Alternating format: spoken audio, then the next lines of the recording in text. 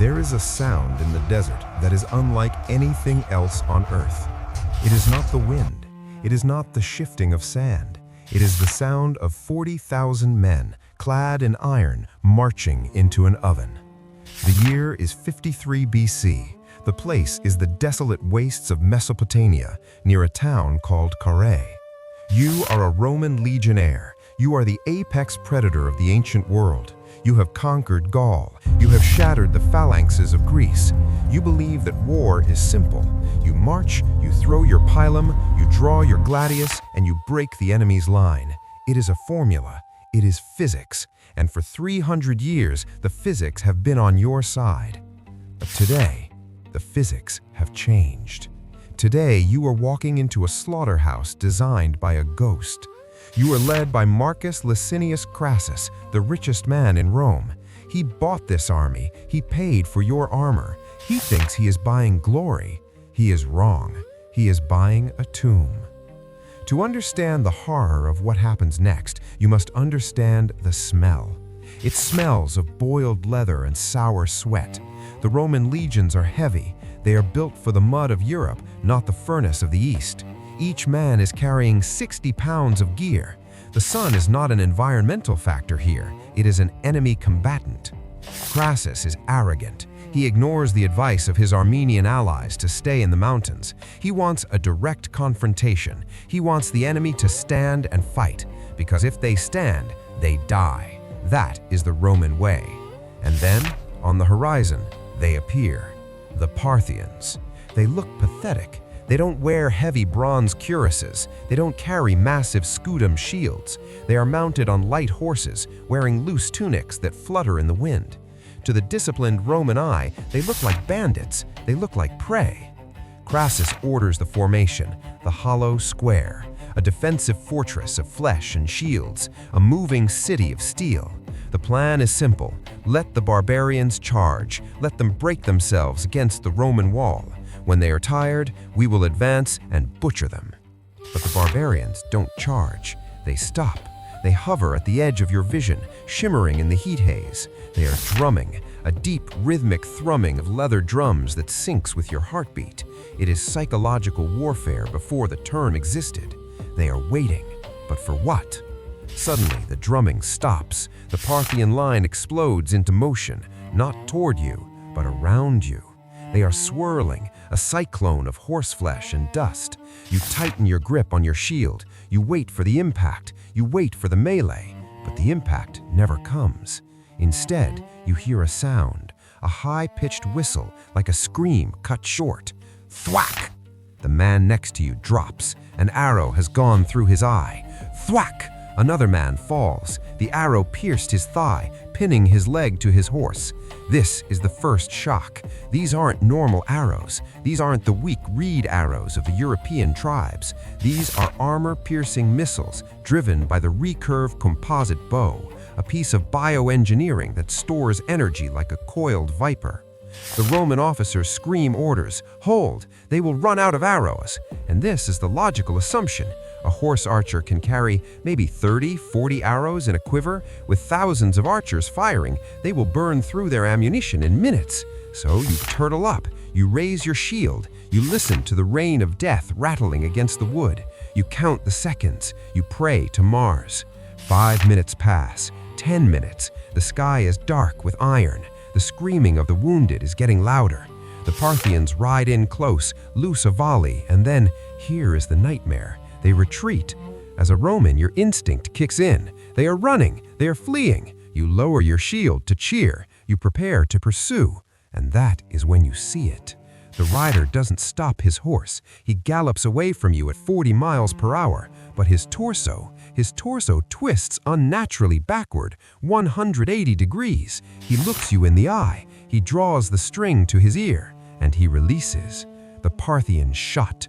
It is a paradox. In every war you have ever fought, a retreating enemy is a defeated enemy. A turning back is a sign of safety. But here, the retreat is the attack. There is no safe zone. There is no front line. The death comes from the front, the side, and the rear. You are fighting smoke. You try to charge them, they run away faster than you can march, shooting backward the entire time. You stop to rest, they return and bleed you dry. The sun is at its zenith now. The heat is unbearable. The hollow square is no longer a formation. It is a huddled mass of terrified men stepping over the bodies of their friends. The pilum, the heavy javelin that won Rome an empire, is useless. You can't throw it at a target that is 200 yards away and moving faster than a chariot. The gladius, the sword that conquered the world, is dead weight. You cannot stab a ghost. Desperation sets in. Crassus sends his son, Publius, with a detachment of elite cavalry. Chase them, he orders, pin them down. Publius charges, and the Parthians do exactly what they always do. They run. They lure Publius away from the main army. They drag him into the deep dunes, and then the dust swallows them. Back in the main square, the arrows stopped for a moment. The Romans gasped for air. They lowered their shields, sweating, bleeding, crying. "They must be out," a whisper said. "They have to be out of arrows now." It has been hours. No army carries this many arrows. It is logistically impossible. The laws of supply and demand apply to war, just as they apply to commerce. Crassus looks at the horizon, waiting for them to retreat for good. But the dust clears, and what Crassus sees makes his blood turn to ice. He sees the archers returning. Their quivers are full. But behind them, behind the swirl of light cavalry, is something else, a line of camels, 1,000 of them, and on their backs are not soldiers, not food, not water. They are carrying bundles, massive, heavy bundles of arrows. It is a mobile supply chain. The Parthian general, Serena, didn't just bring an army, he brought a factory. He has created a conveyor belt of death. The archers ride in, empty their quivers into the Roman flesh, ride back to the camels, reload and return. Infinite ammunition. The Roman logic of waiting them out has just become a death sentence. The realization hits the Legionnaires like a physical blow. They aren't fighting a battle. They are standing in an execution chamber, and the executioner has just reloaded his gun.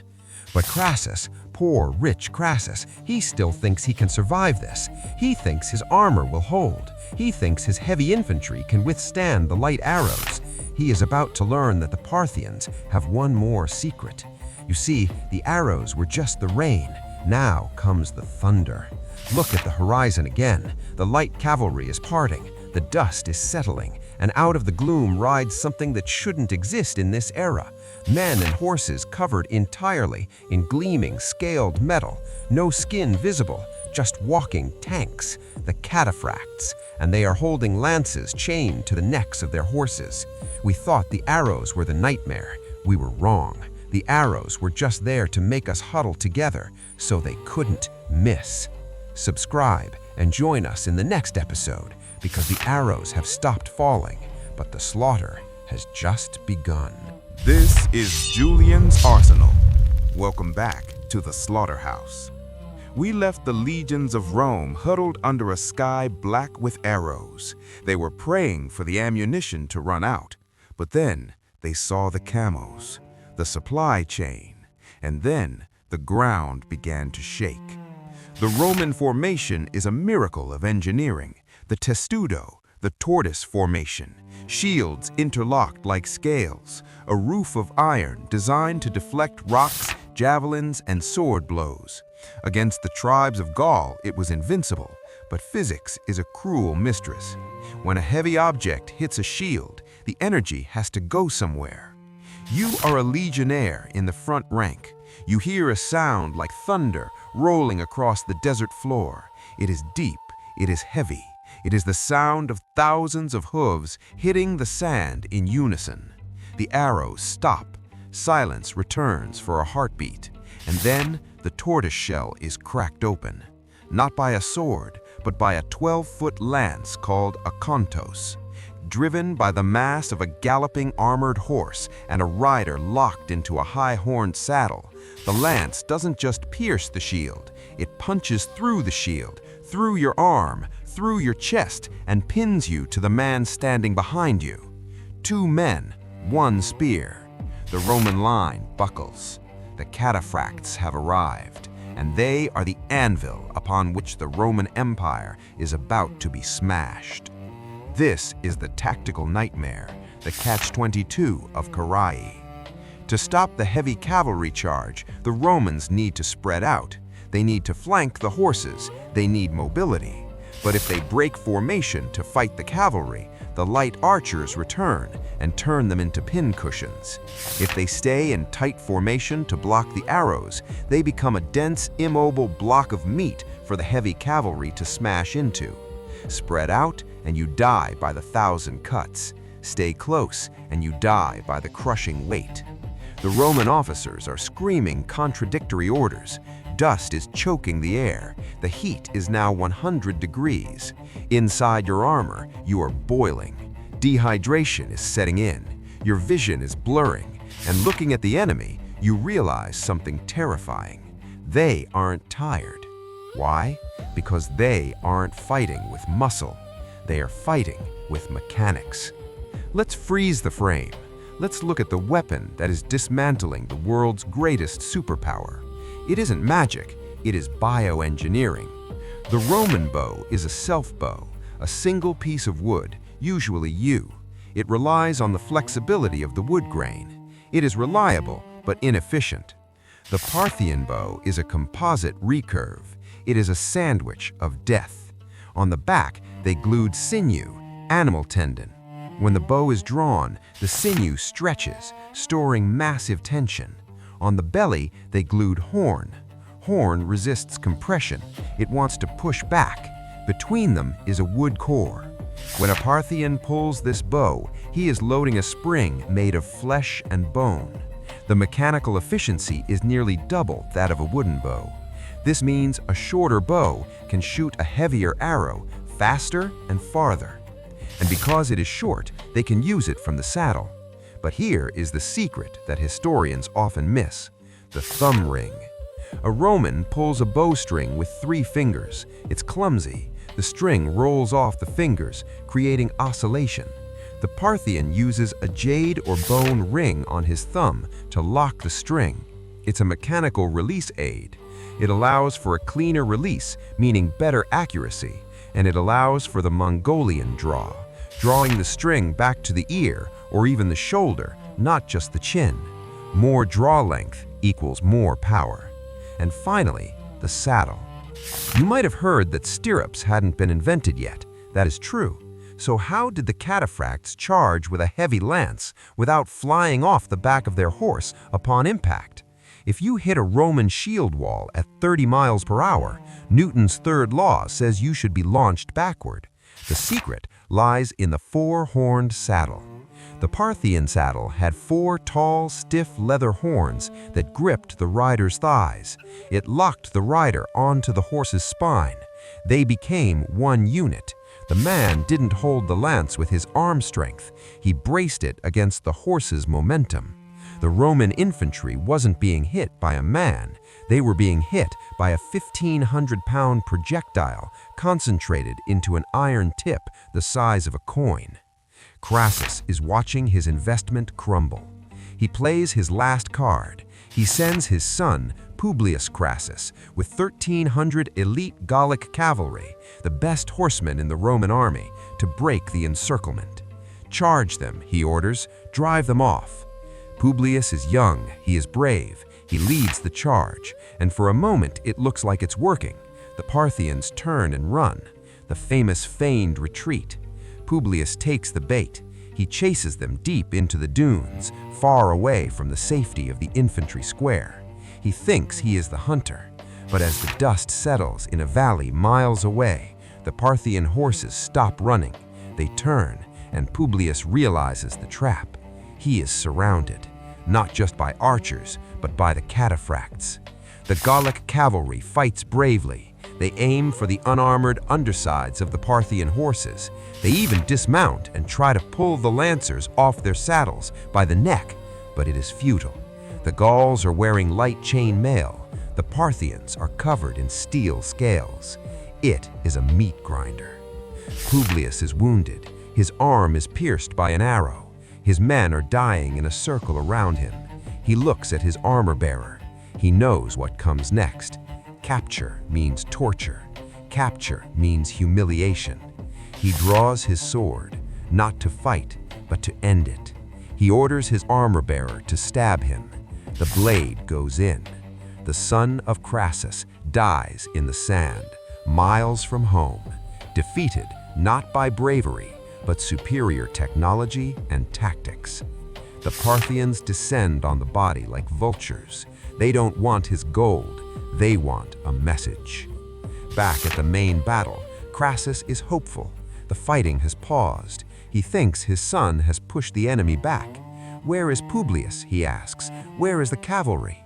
Then the drums start again. The Parthian line approaches, but they aren't shooting. They are riding slowly. At the front of the column, a cataphract rides towards the Roman lines. He is holding a spear high in the air, and on the tip of the spear is the head of Publius. The mouth is open in a silent scream. The eyes are glazed with the dust of Carrhae. The Parthian rider shouts in broken Greek, mocking the Roman general. "Here is your son, a brave man, unlike his father." A collective groan goes through the Roman army. It is a sound worse than death. It is the sound of hope breaking. Crassus, the man who defeated Spartacus, the man who owns half of Rome, stares at the severed head of his legacy. He doesn't cry. He freezes. His mind snaps. The sun begins to set. The Parthians stop attacking. They pull back to their camps, laughing, eating, celebrating. They leave the Romans alone in the dark. Why? Because the desert night is cold. The wounded are crying out for water. The morale is gone. The Parthians don't need to kill them tonight. The terror will do the work for them. But the horror isn't over. Crassus decides to retreat under the cover of darkness. He plans to leave the wounded behind, 4,000 men, screaming, begging not to be abandoned to the knives of the enemy. As Crassus slips away into the blackness, leaving his own soldiers to be butchered at dawn, he thinks he has escaped. He is wrong. The trap at Carrhae was just the opening act. The final negotiation is yet to come, and the Parthians have prepared a special drink for the richest man in the world. Subscribe. You do not want to miss the end of Crassus. Next episode, the head of Crassus. The gold is about to melt. This is Julian's arsenal. The bank is open, and the debt is due. In episode 2, we watched the son of Crassus die. We watched the future of Rome's aristocracy paraded on a spear tip. Now the sun has set on the desert. The heat is gone, replaced by a freezing wind that cuts through sweat-soaked tunics. The most haunting sound in warfare is not the clash of swords. It is not the roar of the charge. It is the sound of 4,000 men realizing they have been left behind. Night has fallen over the Roman camp. Crassus, the man who owns the fire brigades of Rome, the man who defeated Spartacus, has made a calculation. He looks at his ledger. To save the assets, the able-bodied soldiers, he must liquidate the liabilities. The liabilities are the wounded, the men with arrows in their guts, the men with shattered knees, the men who bled for him. He orders a silent retreat under the cover of darkness. But as the healthy troops slip away into the shadows, the wounded realize what is happening. First a whisper, then a moan, then a collective scream of pure, betrayal-fueled terror. They know what is coming at dawn. The Parthians are not merciful to those who cannot walk. Crassus rides away into the blackness, the screams of his own men fading behind him. He thinks he is saving his life. He is only riding toward a more expensive death. The Roman army crumbles not from enemy fire, but from fear. Discipline, the iron spine of the legion, has snapped. In the dark, the Romans get lost. Guides betray them. Units scatter like frightened sheep. By the time they reach the town of Carrhae, the army is a shadow of itself, and outside the walls, the Parthians are waiting. General Serena is a master of the hunt. He doesn't storm the walls. He doesn't waste his men. He rides up to the gates. He plays mind games. He demands Crassus. He mocks them. Rome demands tribute. Come out and take it. Inside the walls, the atmosphere is poisonous. The soldiers look at Crassus. They don't see a general anymore. They see a bad investment. They see an old man crying over his son. Mutiny is in the air. It smells like copper and stale wine. Crassus wants to keep running. He wants to flee to the mountains of Armenia. But his men, his own centurions, they bang their swords against their shields. They surround him. They grab his horse's bridle. They don't ask him to negotiate. They tell him. Go, they say. Go and talk to the barbarian. Save us. It is the ultimate humiliation. The billionaire is being sold by his own employees. Crassus rides out to meet Surena. It is a parley, a diplomatic meeting. But in the ancient world, a parley is often just a trap with better manners. The meeting takes place on a small hill, neutral ground. Surena rides a magnificent horse with a bridle woven of gold. He smiles. He is young, tall, and wears his hair in the Parthian style, parted in the middle, puffed out on the sides. He looks at Crassus, who is dressed in black, mourning his son. "We have a deal," Surena says. "Peace, friendship, the Euphrates will be the border." He offers Crassus a horse, a gift. "Here," Surena says, "the King of Kings gives you this mount. Ride with us to sign the treaty." Now pay attention to the biomechanics of a kidnapping. The Parthian grooms grab Crassus's horse. They start whipping it. They try to make it bolt toward the Parthian lines. Crassus realizes too late. It's not a negotiation, it's an abduction. Roman officers intervene. Octavius, a brave legate, grabs the bridle. He draws his sword. A scuffle breaks out. It isn't a duel of honor. It is a barroom brawl in the dust. Swords flash. Knives plunge into ribs. Octavius is cut down. And then Crassus. No final speech. No glorious last stand. A Parthian soldier named Pomaxathres, or perhaps just a nameless grunt, thrusts a sword into the old man's chest. The richest man in history falls into the dirt, bleeding out like a common thief. But death is not the end. The Parthians are not done with him. They cut off his head. They cut off his right hand, the hand that signed the orders, the hand that counted the coins. They wrap them in a cloth. They have a special premiere in mind for these props. Cut to the royal court of Armenia. King Orodes II of Parthia is celebrating a wedding allyship with the Armenian king. They are civilized men.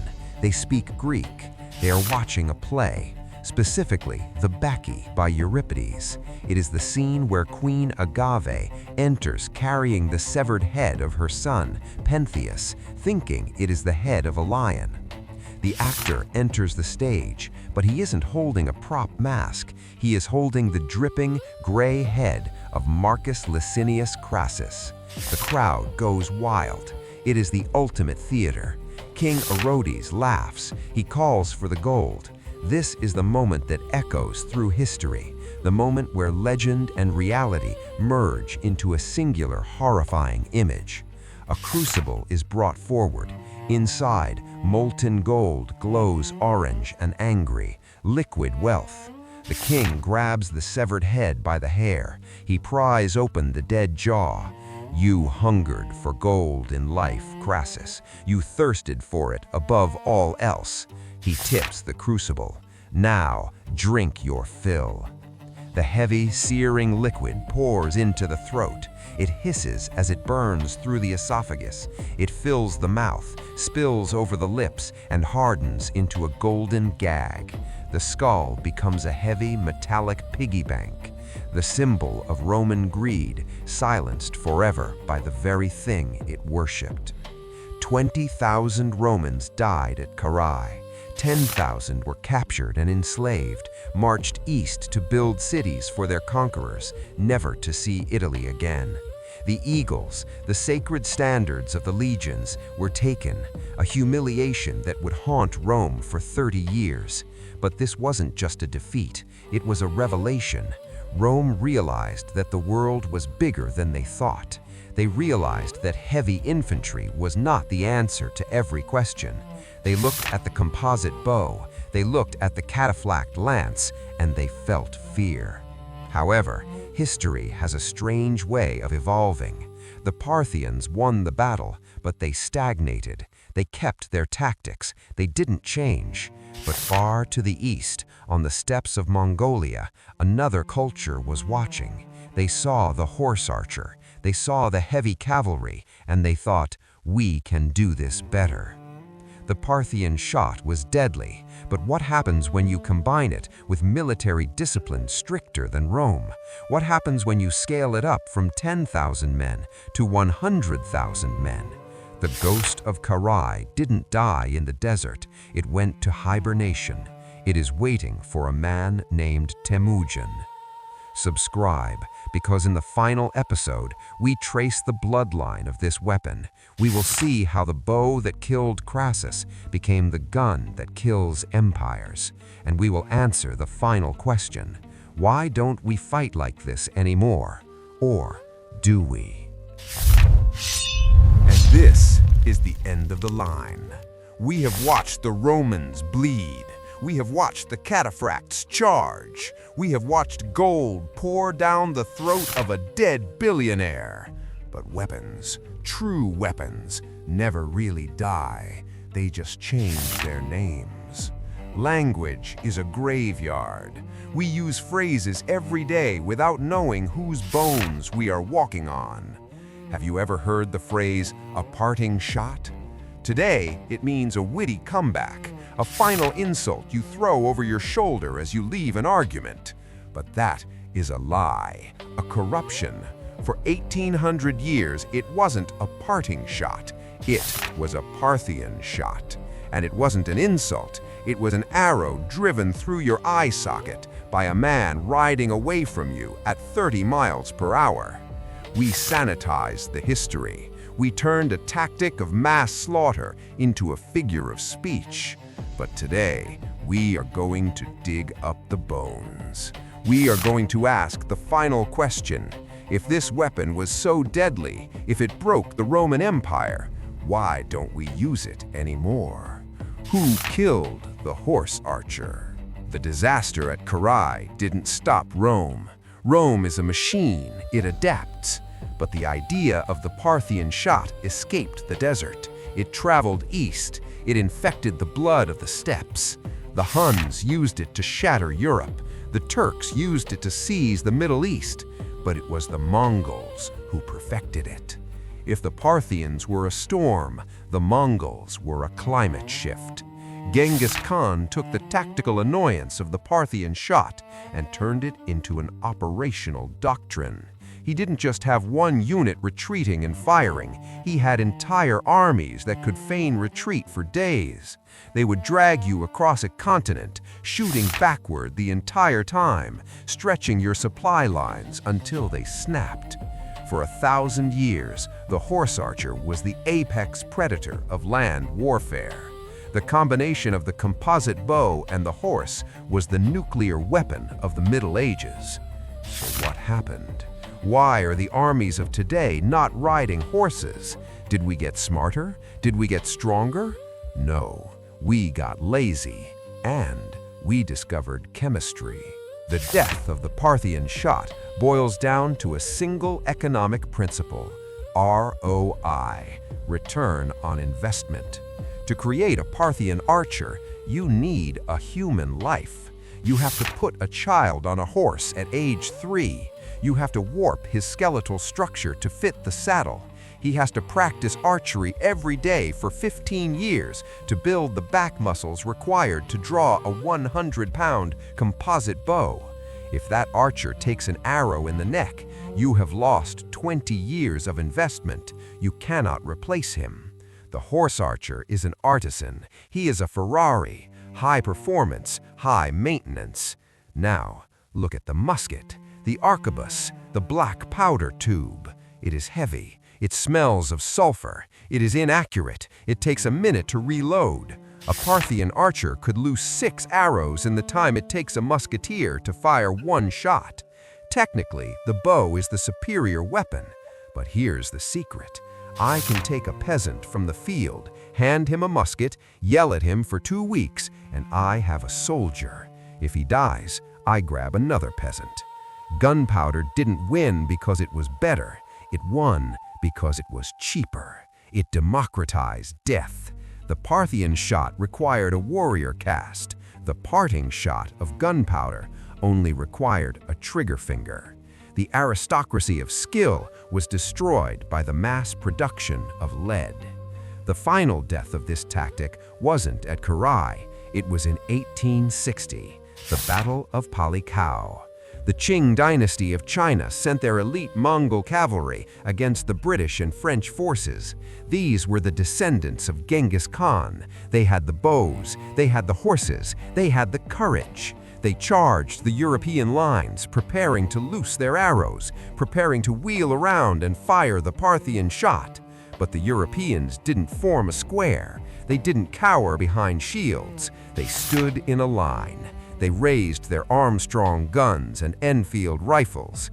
Crack, crack, crack. It wasn't a battle. It was industrial liquidation. The Mongol horses were shredded by artillery before they could even get within bow range. The riders were punched out of their saddles by lead, moving faster than sound. The ancient rhythm, charge, turn, fire, retreat, was broken by the mechanical rhythm of the breechloader. In that field of mud and smoke, the ghost of Carrhae finally bled out. Biology lost to technology. The era of the warrior ended. The era of the soldier began. But did it really die? Look at modern warfare. Look at the Apache attack helicopter. What does it do? It pops up from behind a ridge. It fires a Hellfire missile, and then it retreats before the enemy can return fire. Look at the main battle tank using shoot and scoot tactics. Look at the drone operator in a container in Nevada, firing a missile at a target in the Middle East, and then logging off. The horse is gone, the bow is gone, the muscle is gone, but the tactic remains. The desire to kill your enemy while moving away from him, to deal death without accepting risk, is the fundamental desire of all warfare. The Parthians were just the first to be honest about it. They taught us that there is no honor in standing still to die. There is only survival. So the next time someone throws a parting shot at you in an argument, remember where it comes from. Remember the dust of Carrhae. Remember the gold in Crassus's throat. And remember that somewhere deep in our military DNA, we are all still riding away, shooting backward into the dark. This has been the Ghosts of Carrhae. If you survived this journey, you are part of the arsenal now. Subscribe, like, comment. Tell me, in the age of AI and drones, what is the next Parthian shot? What is the weapon we won't see coming until it's already leaving? I'm Julian. Stay sharp, stay dangerous.